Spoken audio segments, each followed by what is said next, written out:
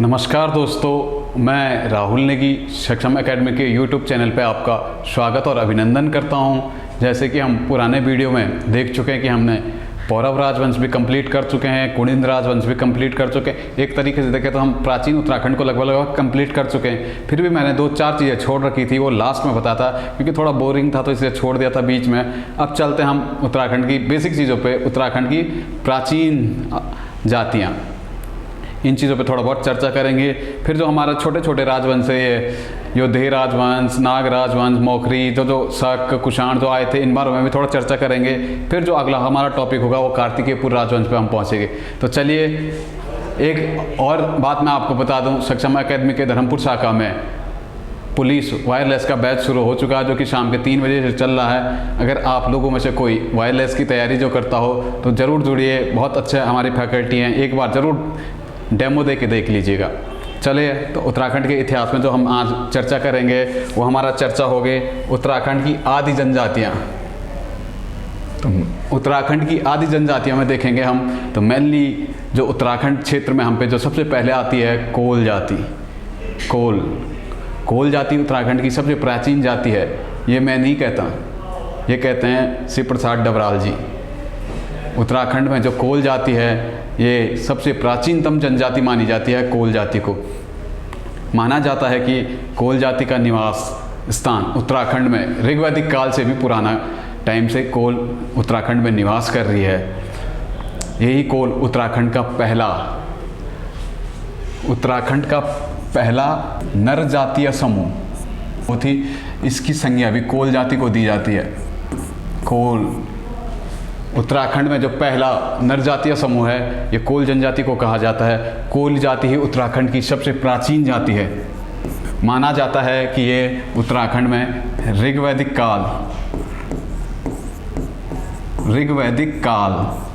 काल से पूर्व उत्तराखंड में ये लोग निवास करते थे। तो उत्तराखंड में कोल जाति के बारे में जो हमें जानकारी मिलती है, मेनली ये उत्तराखंड की सबसे प्राचीन जाति थी।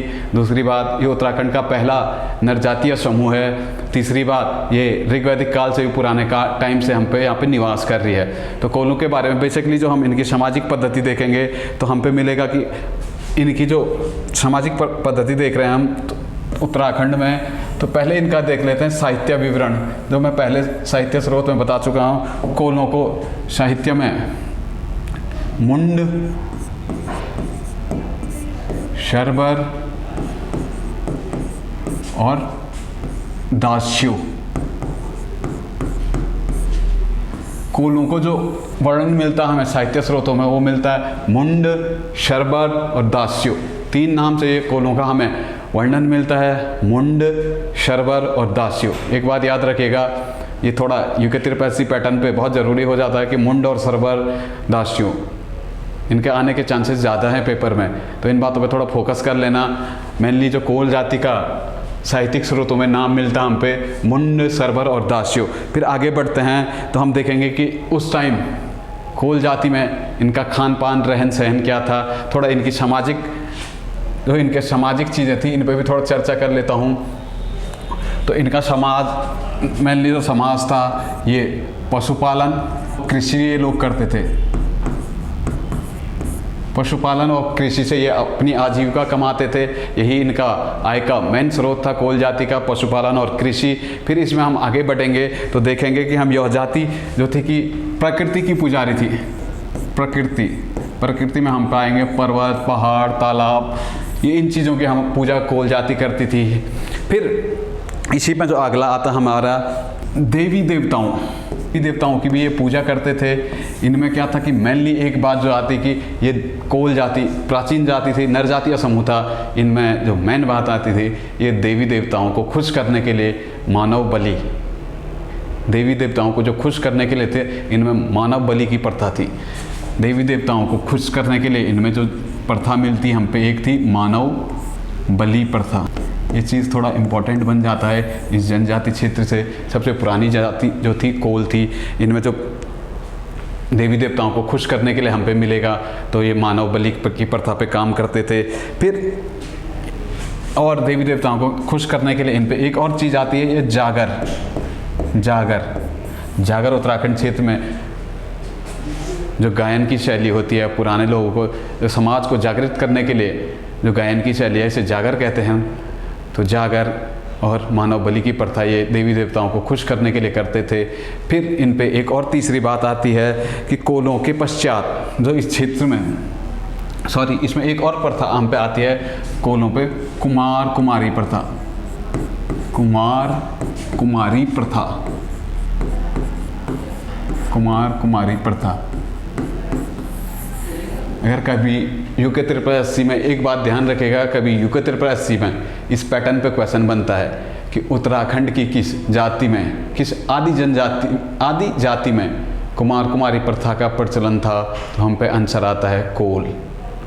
अगर आता है कि उत्तराखंड के किस जनजाति क्षेत्र में, जनजाति आएगा तो कुमार कुमारी प्रथा आई थी। हमारी शौका जनजाति क्षेत्र में, पिथौरागढ़ क्षेत्र में कुमार कुमारी प्रथा अभी भी प्रचलन में थी। तो ये बात थोड़ा क्वेश्चन की भाषा पे पकड़ के करना। उत्तराखंड की आदि जनजाति पूछेगा तो कोल में तो कुमार कुमारी की प्रथा थी। तो माना जाता है कि कोल जनजाति पे ये फैक्ट हम पे थे। फिर कोलों को हरा के इस क्षेत्र में हम पे आते हैं किरात। अब देखिए थोड़ा किरातों के बारे में भी पढ़ लेते हैं हम।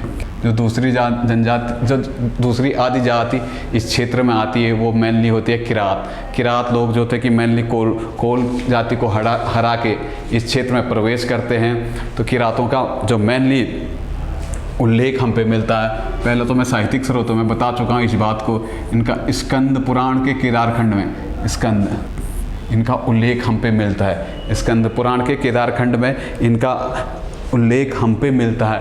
ये बात मैं पहले आपको बता चुका हूँ, इस चीज़ का उल्लेख भी मैंने किया था, शायद आपको याद आ रहा होगा कि इनको जो नाम मिलता है, इनका भील नाम से इनका संबोधित किया गया है। किरात जाति को स्कंद पुराण के केदारखंड में भील जाति के नाम से उल्लेखित किया गया है।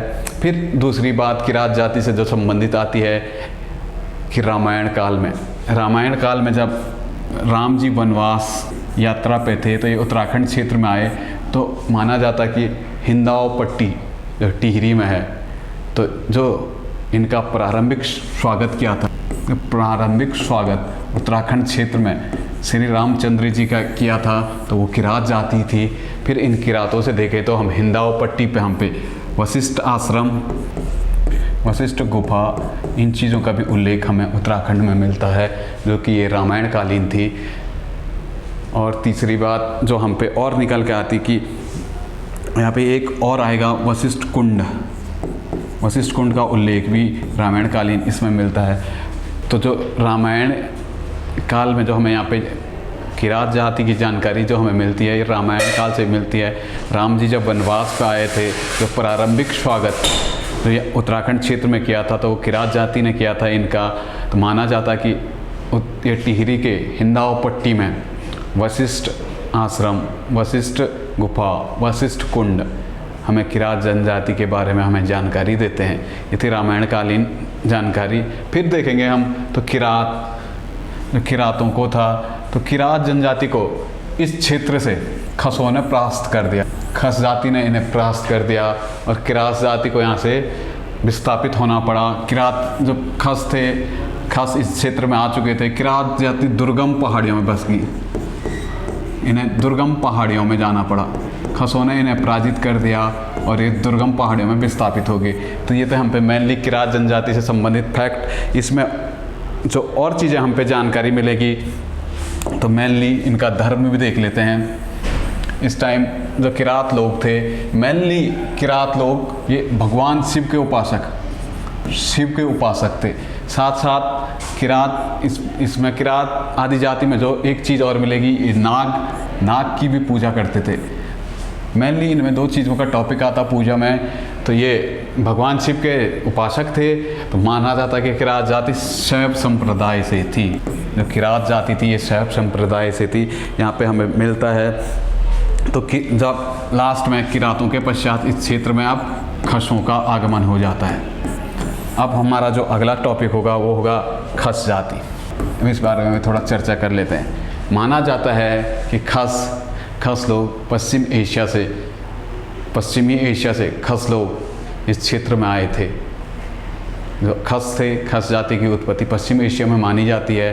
खस लोग इस क्षेत्र में पश्चिम एशिया से आए थे फिर इन्होंने किरात आदि जाति को पराजित कर यहाँ से विस्थापित कर दिया था। किरात जाति इनसे पराजित होकर दुर्गम पहाड़ियों पर निवास करने लगी थी। जो मेनली एक खस थे, घोड़ा पालन जो इनका प्रमुख व्यवसाय था, घोड़ों का व्यापार करते थे, प्रमुख व्यवसाय था इस टाइम खसों का।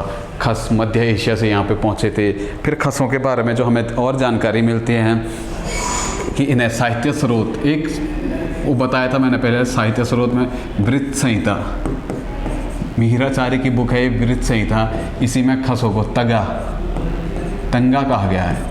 ये चीज़ भी इस पर एक फैक्ट बनेगा। जो खस जाति को मिहिराचार्य की बुक में तंगा कहा गया है, ये मध्य एशिया से यहाँ आए थे, ये अश्व व्यापार के लिए यहाँ पे पहुँचे थे। फिर इस चीज़ में जो मेनली माना जाता कि यह जाति वीर और कर्मठ जाति थी। वीर और कर्मठ जाति के ये लोग थे, युद्ध कला में बहुत तीव्र थे, बहुत शक्तिशाली ये लोग थे। ऐसी शक्तिशाली होने के कारण इन्होंने यहाँ से किरातों को विस्थापित कर दिया था। तो अब इसमें एक और फैक्ट आता था, जो खस थे, मॉडर्न उत्तराखंड में पढ़ेंगे हम खसों को 1885, जिस टाइम भारतीय परिवेश में भारतीय राष्ट्रीय कांग्रेस की स्थापना हो रही थी, तो उसी टाइम ब्रिटिश सरकार खसों को, जो खस थे, इनको शूद्र का दर्जा देती है। ये बात याद रखिएगा थोड़ा, क्योंकि त्रिपैसी पैटर्न पे थोड़ा इम्पोर्टेंट बन जाती है ये चीज़ कि खसों को शूद्र का दर्जा कब दिया गया।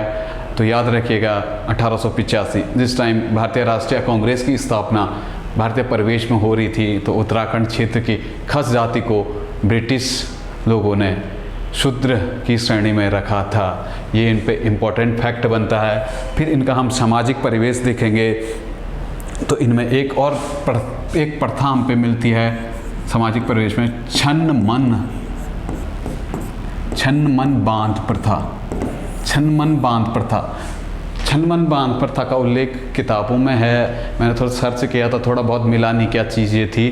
तो आपको कभी मिले तो चेक करना, नहीं तो सीधा रट्टा मार लेना, कभी आता है छन्न मन बांध प्रथा किस में थी। तो ये थी हमारी खसों में। फिर अगला जो इनकी प्रथाएं बहुत महत्वपूर्ण बन जाती हैं हम पे, इनका सामाजिक स्तर क्या था। तो समाज में थोड़ा बहुत देख लेते हैं हम। इनके समाज में बहुत प्रथाएं प्रचलित थी। पहला हम पे था इनका तो जेठो प्रथा। जेठो प्रथा, जेठो क्या होता है? जेठ सुना, जेठ तो आपने सुना ही होगा, बड़े भाई। जैसे खुद मैं अपना एग्जांपल देता हूँ आपको, जेठ क्या हुआ, तो जो मेरी बीवी होगी मेरे बड़े भाई को जेठ कहते हैं। तो जेठों पर तो अभी आप इसी चीज़ से कनेक्ट कर सकते हो। एक तरीके से जेठ जो होता था घर का, परिवार का सबसे बड़ा लड़का होता था। तो जेठों प्रथा में जो होता था कि संपत्ति पे, जो ये संपत्ति थी, संपत्ति पे सर्वाधिक अधिकार, सबसे ज़्यादा अधिकार जो किसी का होता था वो जेठ का होता था। सबसे ज़्यादा अधिकार जो दिए गए थे परिवार के सबसे बड़े लड़के को दिए गए थे। खस जाति में जेठो प्रथा मिलेगी। फिर टेकुआ, इन पे एक और प्रथा हम पे मिलेगी, टेकुआ प्रथा। मेनली टेकुआ प्रथा जो थी एक खसों के टाइम में प्रचलित थी। टेकुआ प्रथा बोले हैं या हम देखें तो इस टेकुआ प्रथा से जोड़ो या इस टाइम स्त्रियों की दशा पे थोड़ा चर्चा कर लेते हैं। तो टेकुआ प्रथा जो मेनली थी स्त्री पुनर्विवाह से थी। स्त्री विवाह, स्त्रियों की पुनर्विवाह पे जो प्रथा थी वो टेकुआ प्रथा थी। तो इससे हम अनुमान लगा सकते हैं कि थोड़ी बहुत स्त्रियों की दशा इस टाइम अच्छी रही होगी, क्योंकि यहाँ पे पुनर्विवाह का कंसेप्ट भी हम पे दिखता है। फिर तीसरा इसमें एक और मिलती है हमें, घर जवाई। ये प्रथा तो अभी भी प्रचलित है। तो घर जवाई मतलब जब कोई लड़का अपना घर छोड़ के लड़की के घर आ जाता है तो इसे घर जवाई कहते हैं। ये घर जवाई की प्रथा का कंसेप्ट जो हमने लिया है मेनली ये खसों से ही लिया है। फिर इसमें एक और प्रथा हम पे दिखती है, देवदासी प्रथा। देवदासी प्रथा बोले हैं तो ये थोड़ा बहुत महिला स्थिति पे फिर चर्चा बनती है हम पे। देवदासी प्रथा जो थी कि मेनली क्या होता था उस टाइम पीरियड में, जब परिवार में जब सबसे बड़ी लड़की का जब जन्म होता था, परिवार की जो सबसे बड़ी लड़की का जन्म होता था तो उसे मंदिरों के लिए दान कर दिया जाता था, वहीं वो दासी बन जाती थी। इसी कारण इसे देवदासी नाम से हम जानते हैं। थोड़ा कुप्रथा ये थी तो देखिए हम पे जो देवदासी प्रथा भी आएगी, तो ये भी खसों से थी। खसों से मेनली ये 4 प्रथाएं जो उस टाइम प्रचलित थी, ये 4 प्रथाएं हैं। जेठो प्रथा में हम मानेंगे तो परिवार के सबसे बड़े लड़के के लिए सर्वाधिक संपत्ति का अधिकार था, वो तो हमारा जेठो प्रथा में है। फिर देखिए हमारा टेकवा प्रथा स्त्री पुनर्विवाह की बात करेगा। फिर हम पाएगा घर जमाई में जब हम किसी लड़की वाले जब किसी लड़के को अपने घर रख लेते तो वो घर जमाई का प्रथा थी। ये कंसेप्ट हमने खसों से लिया है। फिर हम पे देवदासी प्रथा आती है। देवदासी प्रथा में क्या था कि सबसे बड़ी लड़की को मंदिर में दान कर दिया जाता है। ये थी खसों की प्राचीन टाइम पे जो आदि जनजाति थी उनमें ये थी विशेषताएँ। तो चलिए हमारा आदि जनजाति का कंसेप्ट क्लियर हुआ। अब जो अगली वीडियो हमारी आएगी उसमें हम मेनली उत्तराखंड के जो छोटे छोटे राजवंश हैं, इन राजवंशों पे थोड़ा बहुत चर्चा करेंगे, फिर हम आगे बढ़ेंगे। तो धन्यवाद, आज के लिए इतना ही, मिलते हैं जल्दी।